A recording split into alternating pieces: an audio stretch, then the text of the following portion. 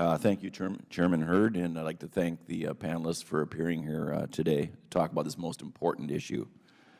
Mr. Barger, in your testimony, you state that information is less a technical issue and more of a cultural issue. To me, this gets at the very importance of building trusting relationships. I'm from the private sector, and trust is so important. Without trust, it's hard to run an effective business.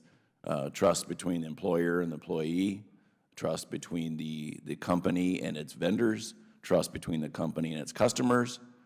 Trust to me is ultra important. And it gets to the importance of your statement of building trusting relationships between parties to ensure effective information sharing practices.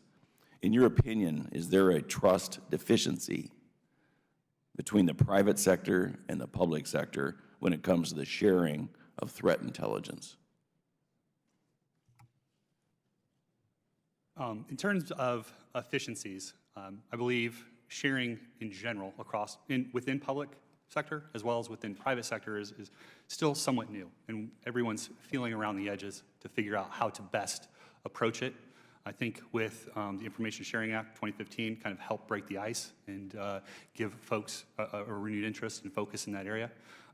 In terms of private sector sharing, we find organizations are still challenged internally with communicating effectively, let alone some of the more advanced moves of sharing across parties or Bank A sharing with Bank B, but there's interest to get there.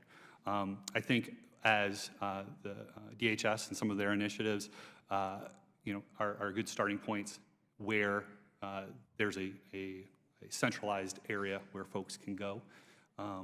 It would be the private sector has a thirst for information, and so as much information you can send our way is always appreciated. There is a willingness in the private sector, I agree, and I hear that time and time again. Is there something the government, the public sector can be doing to help facilitate this? Because there is that willingness, I agree with you. I think timeliness of reporting can help. I think there's a optics and perceptions of to how much value information is coming out of the government in terms of the flash to bang.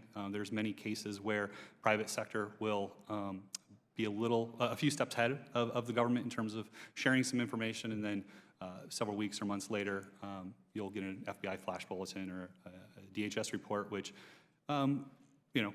echoes some of the same details you already know.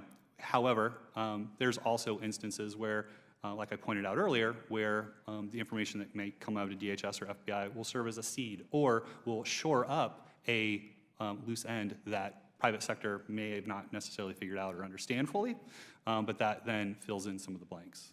I hear from the private sector also, sometimes the government is viewed as a black hole. And they deploy a fair number of assets, time, people's talent to obtain information, share it with the government, and never hear back. Never hear back. And that to them is a problem. And I'd say probably is a problem. Was the problem resolved? Was it helpful? Not. They just want to hear back. Yes. Any ideas there on what we can do to have a two-way communication street here versus give me, and hey, don't ask what happened with it.